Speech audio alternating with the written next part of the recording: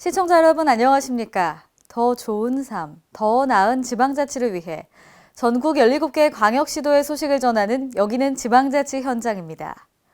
오늘은 부산 소식 준비했습니다. 부산광역시가 골목 상권 살리기에 박차를 가합니다. 골목 상권과 소상공인 역량 강화를 위해 컨설팅을 지원하는가 하면 전국 최초로 소상공인 온라인 마케팅 비용도 지원합니다. 또 한국지방정부학회와 부산발전연구원이 원도심 통합 연구용역 최종 보고서를 발표했는데요. 원도심 통합구의 비전과 발전을 위한 실행 전략도 제시했습니다. 자세한 소식 부산에서 전합니다. 안녕하십니까. 다이내믹 부산 뉴스 이혜리입니다. 오늘 첫 소식입니다. 부산시가 골목상권 살리기에 박차를 가합니다. 지난 5월이죠. 부산시는 골목상권 스마일 프로젝트를 발표하고 소상공인 종합 지원 방안을 구축했는데요. 주요 내용들이 하나 둘 실행에 옮겨지고 있습니다. 우선 이달부터 340여 개 골목상권과 소상공 업체를 선정해 역량을 강화하는 컨설팅을 실시합니다. 또 전국 최초로 소상공인 온라인 마케팅 비용 지원 사업을 펼칩니다. 생애 첫 창업을 준비 중인 이경화 씨입니다. 타일 전문가인 남편의 도움을 받았지만 막상 사업을 준비하다 보니 챙겨야 할 것이 한두 가지가 아니었습니다.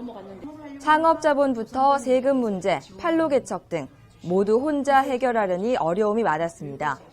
그러던 중 부산시에서 펼치는 소상공인 지원 사업을 알게 됐고 종합적인 지원을 받게 됐습니다.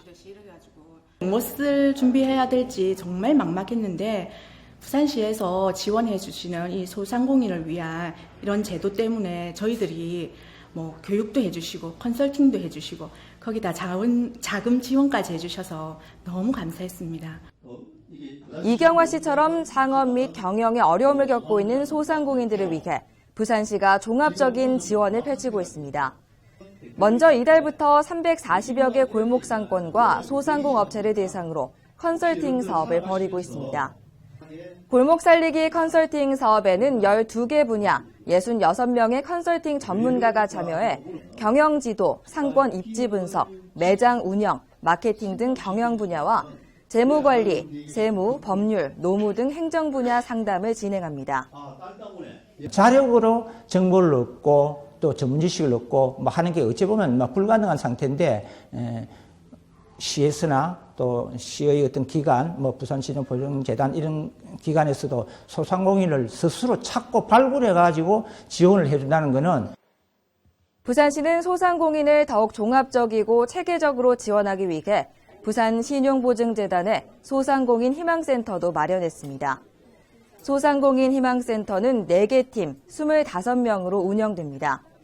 소상공인 실태를 조사하고 온라인 교육 플랫폼을 구축하는 일을 담당합니다. 콜센터도 운영해 소상공인과 소통하고 적극 지원할 방침입니다.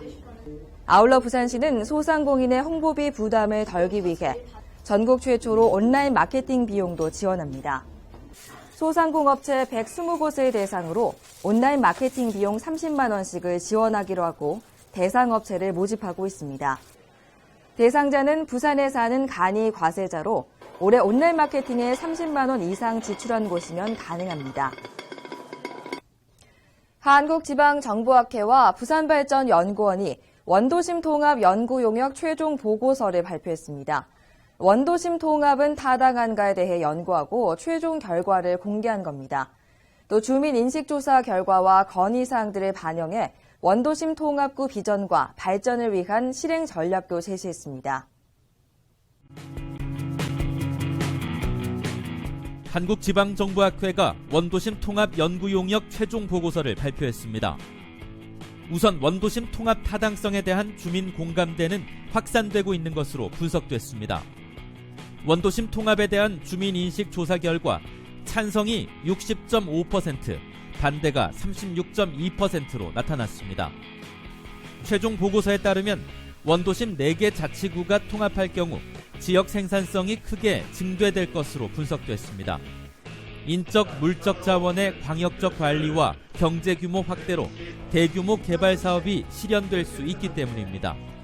또 연간 최대 1,239억 원의 재정 절감으로 원도심의 재정 건전성이 크게 향상될 것으로 내다봤습니다.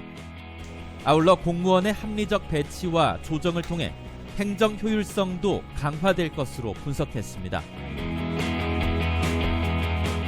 원도심 통합이 달성된다면 4개 구가 영도구, 중구, 서구, 동구가 전략적으로 그 많은 안에 프로젝트가 있는데 그것을 통합과 전략을 통해서 같이 프로젝트를 추진해 나간다면 발전을 할 수 있다. 이런 입장에서 굉장히 타당성 있는. 원도심 통합 효과 극대화를 위해 필요한 분야별 발전 프로젝트도 발표했습니다. 먼저 명품학군 조성을 위한 자본금 1,000억 원 투입을 제시했습니다. 이 같은 제안은 지난해 전국 지방자치단체 교육투자 부분에서 통합 대상 4개 구의 교육투자 비율이 전국 226개 자치단체 가운데 최저 수준인 것에 따른 것입니다. 또 원도심 10대 프로젝트를 위해 국비 확보 및 지역개발 특례 1조 3,508억 원 등 1조 6,600억 원 이상의 재정 지원이 필요하다고 밝혔습니다. 한편 부산시는 더 많은 시민이 합의하는 원도심 통합을 이루기 위해 이달 중에 시민 공청회를 엽니다. 공청회를 통해 원도심 통합 관련 내용을 설명하고 빠르면 다음 달 초 주민 투표를 하는 방안을 추진 중입니다. 최근 경남 지역 정치권을 중심으로 제기되고 있는 가덕신공항 재추진 움직임과 관련해 부산시가 공식 대응에 나섰습니다. 서병수 부산시장이 직접 나서 김해신공항 흔들기를 당장 중단할 것을 요구했습니다. 서병수 부산시장이 기자회견을 열고 일부 지역 정치권의 김해신공항 건설 흔들기를 당장 중단하라고 촉구했습니다. 김해와 거제 지역 일부 정치권과 전문가 집단에서 검증되지 않은 자료를 가지고 가덕신공항을 추진하려는 데 이어 대구시도 김해신공항 건설을 뒤엎으려 한다고 우려를 표명했습니다. 지역 간 화합을 해치고 지역 발전을 가로막는 김해신공항 흔들기를 당장 중단해 줄 것을 강력하게 요구합니다. 특히 15년간의 갈등을 봉합하고 확정지은 김해신공항 건설 사업은 영남권 5개 시도 간의 합의를 모아 추진되고 있는 것이라며 정치적 쇠몰이를 위해 또다시 갈등을 부추기는 행태를 중단하라고 촉구했습니다. 부산시는 또 논란의 발단이 되고 있는 소음 문제는 김해시는 물론 해당 주민들과 긴밀히 협력해 나갈 것이라고 밝혔습니다. 한편 김해신공항 건설은 지난해 6월 정부 결정을 부산시와 경남도, 김해시가 수용하면서 본격 추진되고 있습니다. 정부는 당초 예상했던 사업비보다 1조 7,900억 원이 많은 5조 9,600억 원을 들여 2026년까지 신공항을 개항한다는 계획입니다. 현재 사업은 본 궤도에 올랐고 공항개발 기본계획 수립 용역이 진행되고 있습니다. 시정 단신입니다. 부산 혁신도시가 전국 10개 이전 공공기관 혁신도시 중 만족도에서 가장 높은 점수를 받았습니다.